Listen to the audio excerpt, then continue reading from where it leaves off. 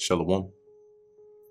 First and foremost, I want to give all praises, honor, and glory to Yahweh, Bahasham Yahushai, Bahasham Racha Kodash. Double honors to the elders and the apostles of Great Millstone, and peace and blessings to the elect. And today we're going to go into the book of Lamentations, starting with the first chapter. And, just a bit of context for the book of Lamentations. When you look this up, it's mostly agreed upon that the author was more than likely Jeremiah, who witnessed the destruction of Jerusalem, the siege, and all of that was done by the Babylonians, right? And so that's pretty much the time period when the events, right? Because the book of Lamentations is pretty much mournings, right? Mourning the destruction of Jerusalem in a poetic sense, and it switches perspective, right? Sometimes it's from someone witnessing the things that are happening. Sometimes it's from the perspective of the Israel as a nation. Sometimes even from like Jerusalem, right? Personified. Nonetheless, the book of Lamentations is, just as the name suggests, a lamentation about the calamities that befell Israel at this time, and more in particular the kingdom of Judah, right, primarily. So let's go into it. This is the book of Lamentations, chapter 1, verse 1, and like I mentioned, this would be right around the time of Jeremiah, right? He would be around this time. You would also have Daniel, of course, Ezekiel, right? These men were all alive around this time in different locations, of course. So this is Lamentations chapter 1, verse 1. It says, "How doth the city sit solitary, that was full of people? How is she become as a widow?" Right. So beginning in here now, also when you I believe I was reading some context about this, and it mentioned in the Septuagint that this first verse is prefaced with the writings along the lines of, this is what Jeremiah wrote concerning the destruction of Jerusalem as he witnessed it. Nevertheless, anyway, so why is it saying, "How doth the city sit solitary," right? That was full of people. Solitary meaning pretty much alone, right? Abandoned, desolate. Because what happened was you had Nebuchadnezzar, right, which was the king of Babylon at this time, sent his troops and whatnot, and they came and laid siege to the city. So at this time, Zedekiah was the last so-called king of Judah, right? He was set up there by Nebuchadnezzar, and due to his disobedience, right, not taking heed to the warnings of the Lord by Jeremiah, instead being egged on by the Egyptians, he revolted against the Babylonians. Hence, there was a siege. And post the siege, there were people destroyed, right? They killed a bunch of Israelites. They took a bunch of them captives, and they left a few, in the land. So here, as it says, how is the city solitary that was full of people? Because at one time, Jerusalem was filled with Israelites and, all of that, right? How is she become as a widow, right? So you can imagine, like a widow who is maybe not in a good case, right? Her husband is gone, maybe she has children, maybe she doesn't, but she's all alone, basically. She that was great among the nations, and princess among the provinces, how is she become tributary, right? Tributary meaning subject, right? Basically servant, because obviously we were subjected and put under the rule of the Babylonians at this time. So at one point, being the chief of the regions, right, in that area, the Levant, now we had become, been brought down to this low state. Verse 2, "She weepeth sore in the night, and her tears are on her cheeks," right? So this is speaking like collectively about Israel, but it's personifying the nation as a she. It says here, "Among all her lovers, she hath none to comfort her. All her friends have dealt treacherously with her. They are become her enemies," right? So on one note, you can imagine if like a woman being abandoned by her lovers, her friends, and all of that. But on the other note, right, let's get a quick precept to back that up, because Israel, when he personified the nation as a woman, she would be likened unto a woman that played the harlot, okay, against the Most High. So let's actually go real quick to the book of Jeremiah, chapter 30, verse 14. Okay, dealing with the lovers here again, right? So the lovers here would be likened unto the other nations, and really in particular their gods, right? Their ways and their gods. And they're likened onto lovers because ultimately, when you deal in this analogical sense, the husband or the lover of Israel would be the Most High. But by Israelites following and worshiping and serving these other idols and these other false gods, they would be likened onto other lovers. Like a woman that has many lovers is not being faithful, right? So they would be likened onto these other lovers here, which the precepts I'm going to get are going to, substantiate that point right there. So this is Jeremiah 30 and 14, and it reads, "All thy lovers have forgotten thee; they seek thee not. For I have wounded thee with the wound of an enemy." And what does the Lord mean by that? Meaning that he turned himself against us, as where he was for our good, he now became for our evil, right? Where he set up these other nations to come against us, weakened us, brought calamities upon us. That is likened unto that wound, as of the wound of an enemy, with the chastisement of a cruel one, for the multitude of thine iniquity, because thy sins were increased. So because of the wickedness and the sins that our people kept on committing, it forced the Lord's hand to basically fight against us. But as you can see here, it says, right, all thy lovers have forgotten thee. So and another precept is, let me actually just pull it up here. I think it's Judges. Let's see, cry. Yeah, Judges 10 and 14. It reads here, "Go and cry unto the gods which ye have chosen. Let them deliver you in the time of your tribulation." See, so it's still the same sentiment of Israel being unfaithful to the Lord, having many lovers, serving other gods.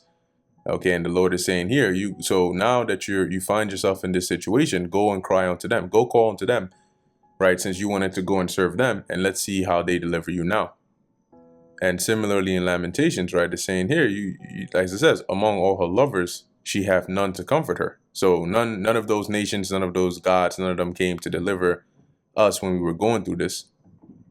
Okay, now this is also Ezekiel 16 and 33. And when you read in this chapter, the Lord likens Israel to this woman, right, that he took, cleaned up, gave her all these good gifts, took care of her, and then she ended up using that to commit adultery, right? So Ezekiel 16 and 33, they give gifts to all whores, but thou givest thy gifts to all thy lovers, and hirest them, that they may come on to thee on every side for thy whoredom. So the Lord is saying here that you have played, you are such a whore to the point where by convention, on regularly, by default, people pay harlots, right, to go in onto them. When you go to a harlot house or whatnot, prostitution, whatever the case is, you pay the chick and then you go and deal with her.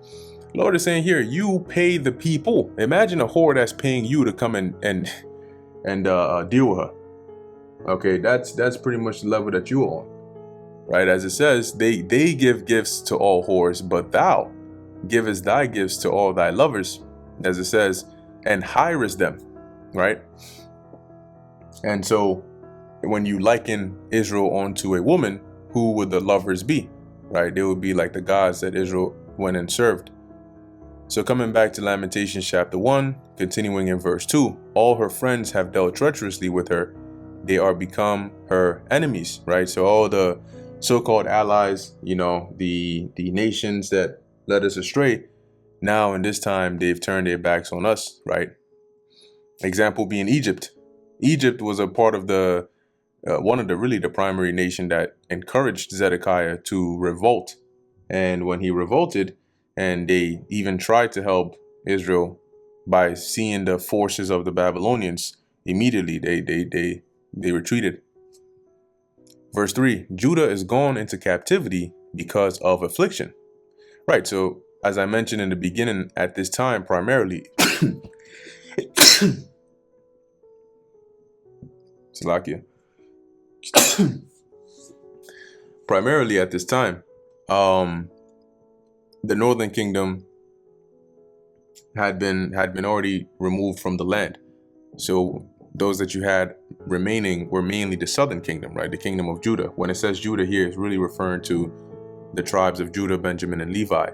But you also had a mix of some of the northern kingdom, right? The tribes of the northern kingdom in there, right? Because some of them mingled and dwelt, within this region because of all the wickedness going on in the northern kingdom at that time.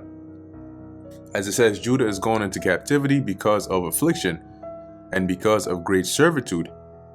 She dwelleth among the heathen. Yeah, so when the Babylonians came and they caused this chaos and destruction, they took us captive to the land of Babylon, and right, we were there surrounded with amongst heathens and subject unto them, right?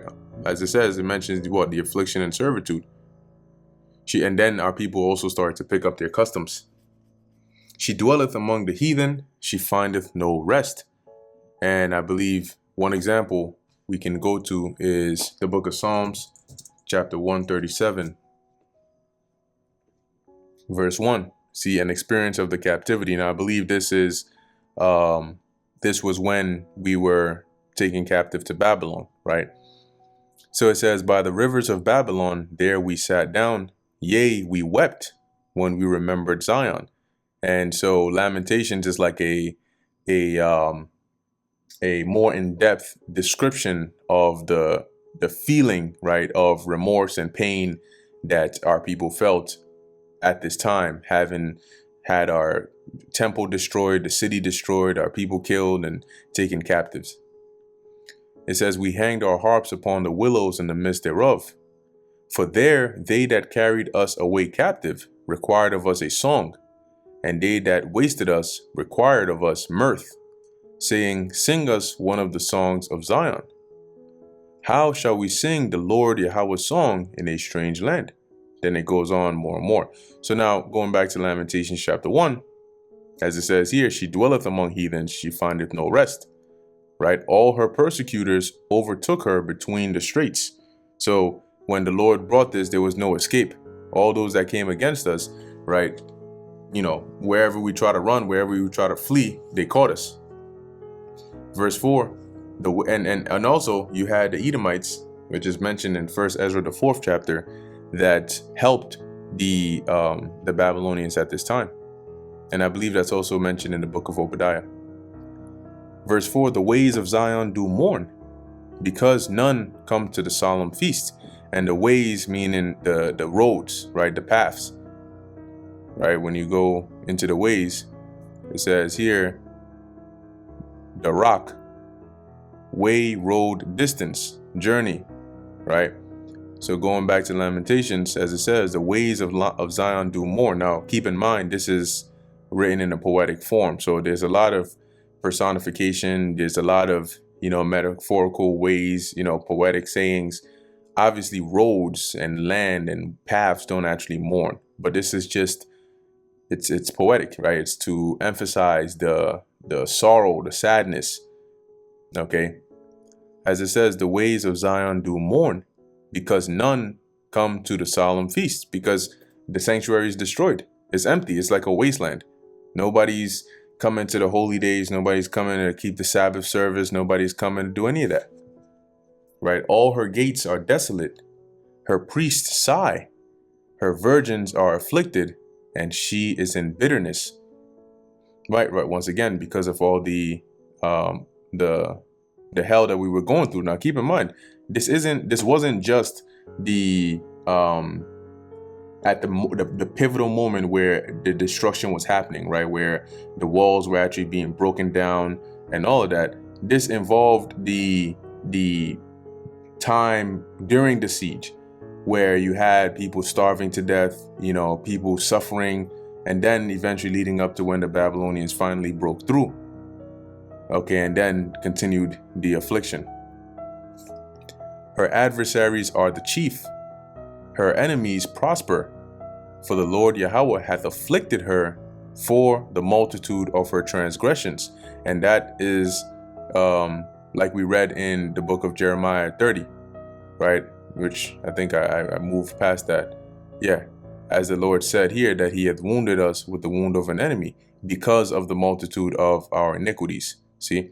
So as it says here, her adversaries are chief, her enemies prosper. So they got the upper hand over us because the Lord put them in that position as a punishment for us.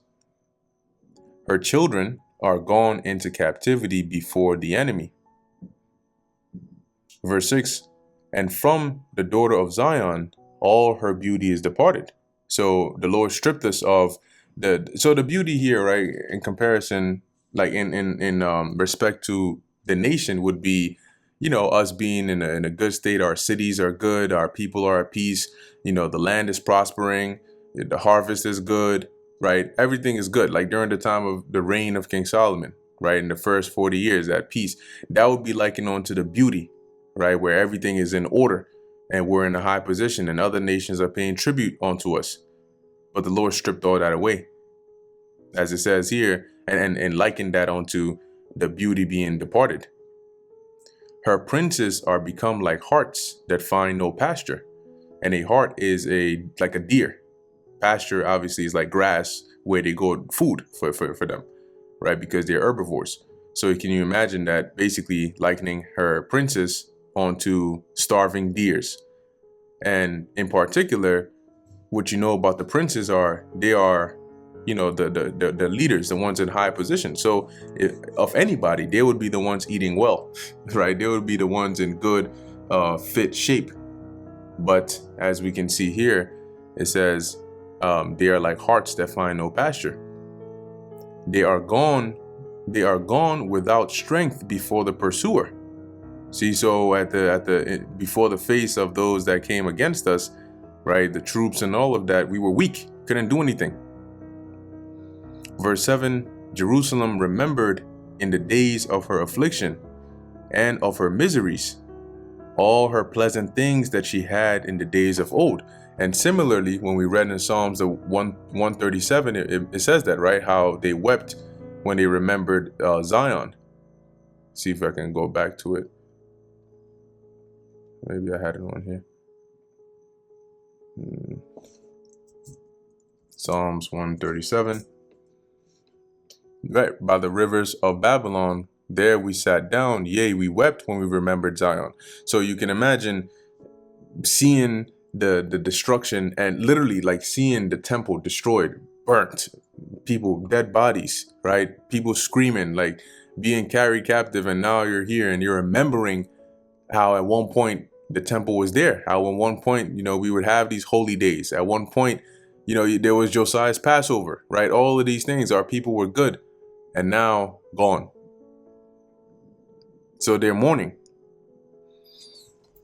Where are we at? Verse 7, right? Jerusalem remembered in the days of her affliction and of her miseries all her pleasant things that she had in the days of old, when her people fell into the hand of the enemy and none did help her.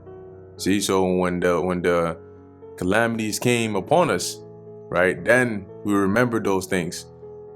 The adversaries saw her and did mock at her Sabbaths, because as these things were happening, the neighboring nations, the particular nation that came against us, right, the Babylonians here, which really they were like the Assyrians. The Assyrians were the ruling class of Babylon at this time, but nevertheless, they didn't feel bad for us, right? These nations didn't come and try to help us. They looked at it as an opportunity for them to take advantage as well, to rejoice, to mock, to have us in reproach.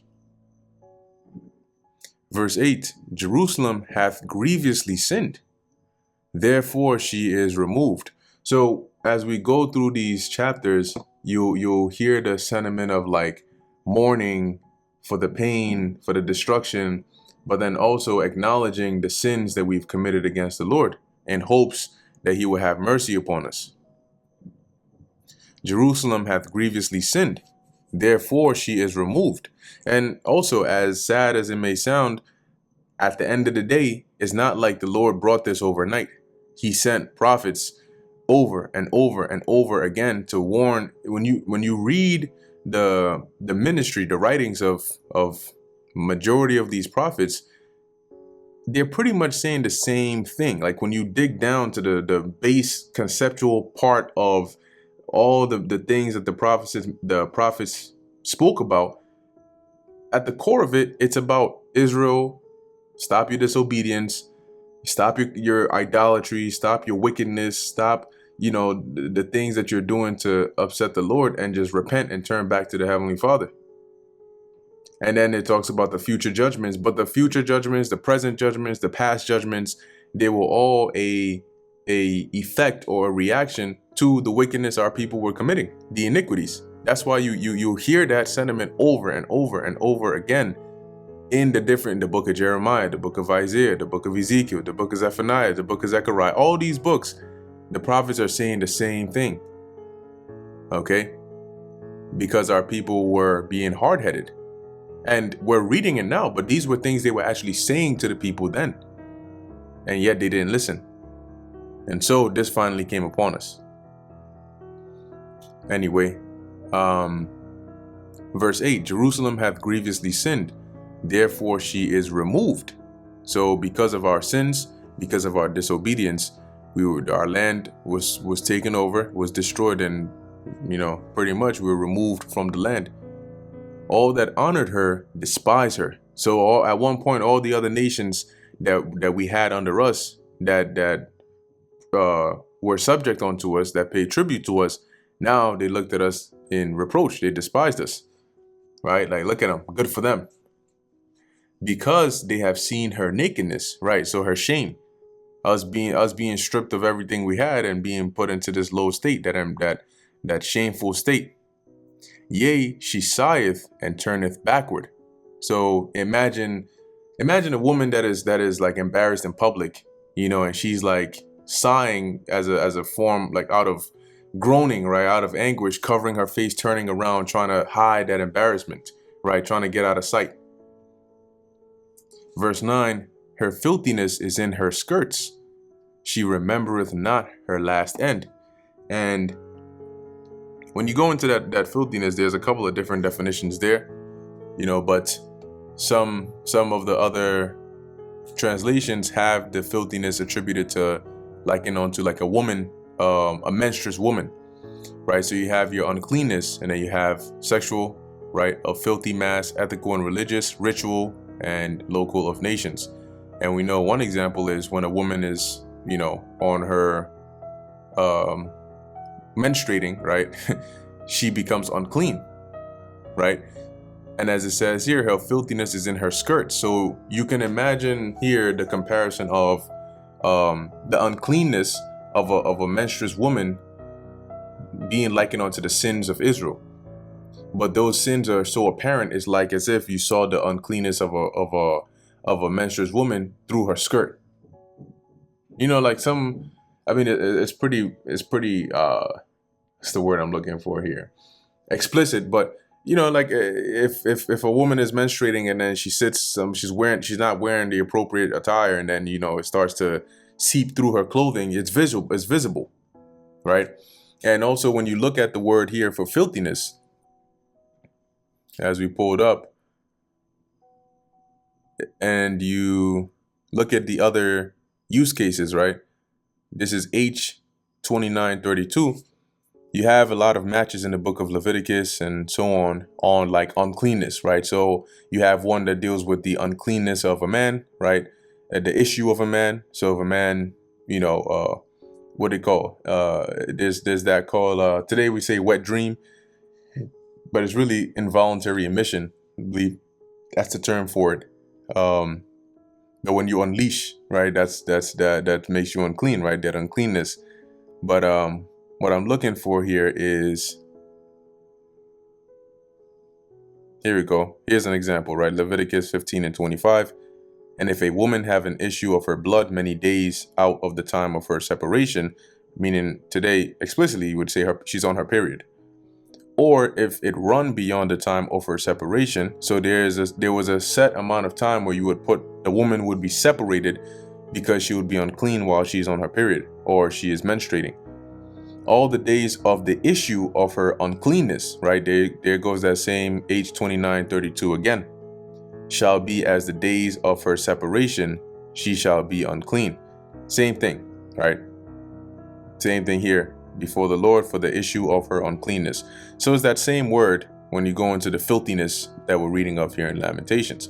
So you can imagine here the comparison being like a menstruating woman where it's visible, right, through her skirt, likened onto how the sins of Israel were, upon them. So it says here, she remembereth not her last end, meaning they didn't consider the judgment that would come for the things that they were doing. Therefore, she came down wonderfully. Now, when you see the word wonderful, don't think of the modern definition, right? People now use the term wonderful to describe something in a good sense, mostly, right? Wow, that was wonderful, amazing. Then they use these other synonyms and bunch them together. Wonderfully here meaning like astonishingly, surprisingly, shockingly, but it's not attributed to being like in a good sense per se. Okay? Like if a plane crashes from the sky, people don't say today, oh wow, that was wonderful. They're gonna look at you like, what's up with this guy? Well, how is that wonderful? Because they're thinking of a modern definition of wonderful. It says she had no comforter, right? Because there was nobody there to comfort us in that time. As a matter of fact, our comforter turned to be our enemy, which is the Most High, as we read in Jeremiah 30. O Yahweh, behold my affliction, for the enemy hath magnified himself. So you see how interesting of a situation we found ourselves in, where we transgressed against the Lord. He brought calamity upon us, but even in that, we had nowhere else to go but to seek the Lord, but to appeal to his mercy. Verse 10, the adversary hath spread out his hand upon all her pleasant things, for she hath seen that the heathen entered into her sanctuary. Yeah, because when they came in there, remember, in the perspective of these other nations, whenever they take us over, be it the Babylonians, be it the Greeks, be it the Romans, in their mind or in their eyes, our temple is not like some sacred thing to them. To them, it's a treasure house. Wow, look, it's full of gold. They have all these gold vessels and ordinances in there. We're going to go rob it. Okay. So as it says here, right, the adversary has spread out his hand upon all her pleasant things. So all the things of value they took.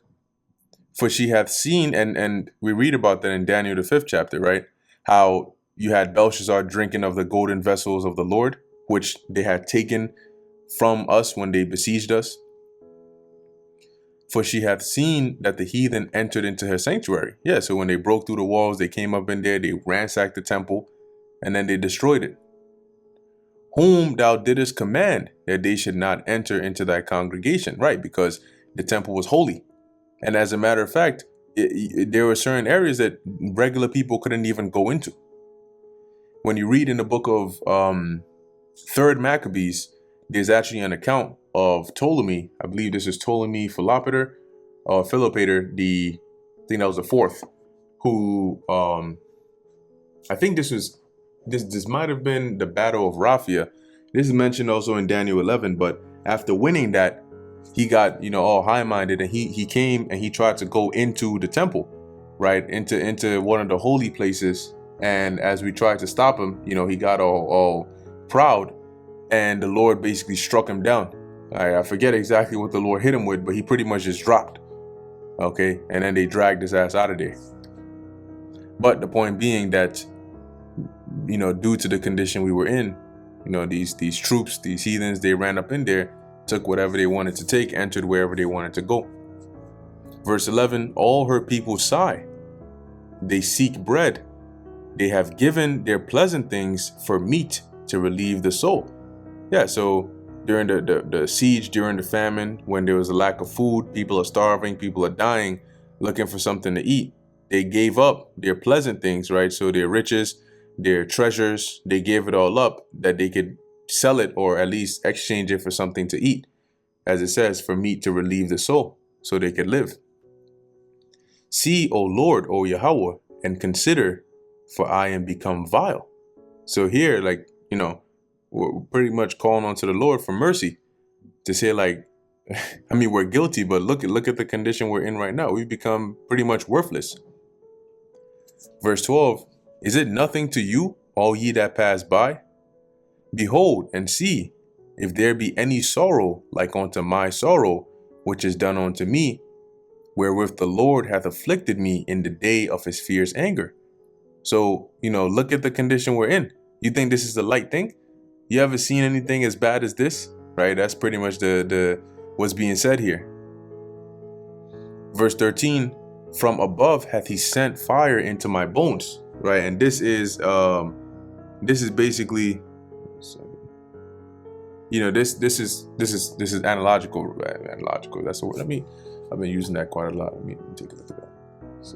Or analogous, I think is the word I'm looking for. Analogical. The hell is that? Oh, yeah, I guess I had it. Okay. So analogical means something compares two different things or is based on an analogy. So I was using the word correctly. That's good. Analogous, analogical, same thing. But the point here is it's not like, it's not literal, right? Jerusalem is not a person, number one, to have fire into their bones. It's not literal, but it's emphasizing here the judgment the Lord brought upon us and how painful, how intense it was. From heaven hath he sent fire into my bones, and it prevailed against them, right, against Israel. He hath spread a net for my feet, meaning he set a trap. He hath turned me back. He hath made me desolate and faint all the day. So the Lord brought an inescapable judgment upon us that we got caught up in, and there was no getting out of it. Verse 14, the yoke of my transgressions is bound by his hand. And so you can imagine, right? The sins being upon us is likened onto a yoke. A yoke is what you put upon like the neck of like oxen to bind them together. So an example here would be if you look up yoke of oxen and you look at some images, you can see this is one example, right? The head would go in here and it would keep them, boom, just like that. And then the plow would usually be in the middle, or even if there's a cart that they would drive, it would be there. But this is to bind them to something. Okay, so there's also another example here, right? Yoke. So going back to Lamentations chapter 1, right? The yoke of my transgression is bound by his hand. So by the hand of the Lord, like he pretty much put that, that yoke is upon us. As it says, they are wreathed, meaning they're put together, they're woven together and come upon my neck. He hath made my strength to fall. So the Lord basically bound us, right? That because of our sins, he basically bound us like having a yoke upon us, upon our necks, as if we were oxen. He hath made my strength to fail. So he made us weak before our enemies, that we couldn't fight. We couldn't, prevail against them. The Lord hath delivered me into their hands, from whom I am not able to rise up.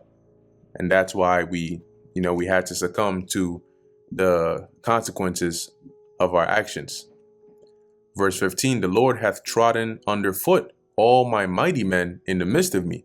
And so the mighty men would be the men of war, those that would defend the city, those that would go to war, those, the warriors. But as it says here, the Lord hath trodden underfoot all my mighty men in the midst of me. Does this mean the Most High, laced up his Timbs and stepped from the heavens upon Israelites? No, but he did this by having us be defeated and slain by the Babylonians. He hath called an assembly against me to crush my young men. echoing the same thing in the first part. The Lord hath trodden the virgin, the daughter of Judah, as in a winepress. So when you look at trotting in a winepress, trotting meaning to step on, to stomp out. So let's see, trodden in wine press. So you can see here, right? Literally, you would have grapes, you would have the wine press, and you would have people stomping on the grapes. Okay, stomping on the grapes, and you can see here as they stomp on it, eventually the blood of the grapes, it liquefies, right? And then it comes out into another area, and then they scoop it up, and then they ferment it and all of that and do whatever it is that they're going to do with it.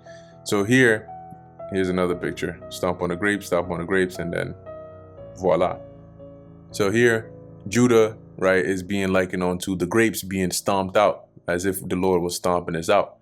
And these are all just ways of emphasizing the destruction and what it felt like, right? It's as if we were grapes being stepped on. Verse 16, for these things I weep, mine eye runneth down with water, because the comforter that should relieve my soul is far from me. So the things that should comfort us, i.e. not even first and foremost, the Most High, is far from us, so far that he is the one bringing this upon us, right? Secondly, the things that we would, see that would comfort us, that would bring us joy, are far gone. No food, our people are destroyed, our cities are burnt down, our children are dead, our wives are dead, we're taken captive. As it says, my children are desolate because the enemy prevailed. Zion spreadeth forth her hands, right? So she sought for help, and there is none to comfort her. The Lord Yahweh hath commanded concerning Jacob that his adversaries should be round about him. So the Lord pretty much turned those around us into our adversaries to come against us.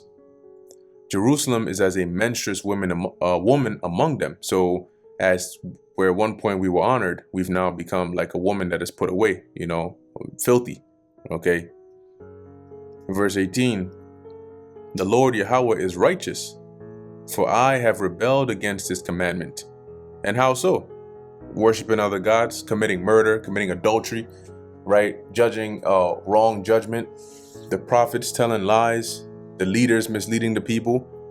As we read in Zephaniah 3, they're like evening wolves, right? That gnaw not the bone until the morning. Taking advantage of the people, taking advantage of the widows, not executing righteous judgment. These are all examples of how we rebelled against the Lord's commandment. Hear, I pray you, all people, and behold my sorrow. My virgins and my young men are gone into captivity.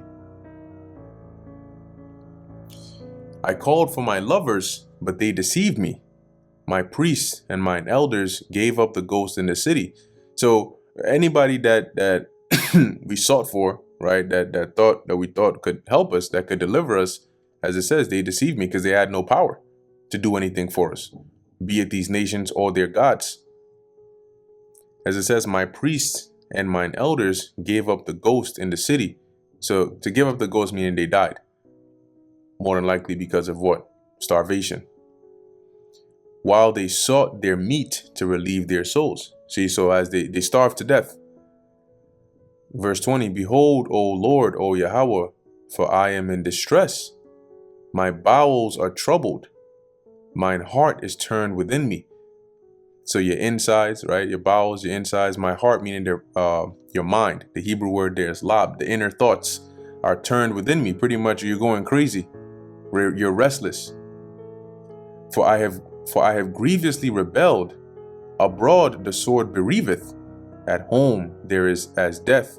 And bereaveth meaning to make childless. So on the outside you have death, right? People are being slain. And in the inside you have death. People are starving to death, right? People are dying of diseases. So there's no relief anywhere. They have verse 21, they have heard that I sigh. There is none to comfort me. All mine enemies have heard of my trouble. Right? So all these nations round about. Because remember, at this point, you still had the Ammonites, right? You had the Edomites, you had the Moabite, like they were still around. The Philistines, the Egyptians. It says they are glad that thou hast done it. Thou wilt bring the day that thou hast called, and they shall be like unto me. So in our mornings, we were pretty much asking the Lord to say that, look at the condition we're in now, and these nations about us are happy about it, right? So the day that you promised, right? Keep that. Bring that day to come to pass, where you bring this upon them, where they are now in the condition we're in. You know, just like we're destroyed, just like we're in this low state, bring that upon them, as they have looked upon us in our state like this. Verse 22, let all their wickedness come before thee, and do unto them as thou hast done unto me for all my transgressions. So we're going through this now, but Lord, remember theirs too, you know, and bring that destruction upon them just as you did to us. For my sighs are many, and my heart is faint. And this is the end of Lamentations, the first chapter. So as you saw, it's pretty much going into a lamentation. It's all about mourning, you know, and just reflecting on the state of our people at this time, which was a very, very devastating and stressful time. Okay. Anyway, Lord willing, this was edifying to the elect. In closing, I want to give all praises, honor, and glory to Yahweh, Bahasham, Yahweh Shai, Bahasham, Recha Kodash. Until next time, Shalom.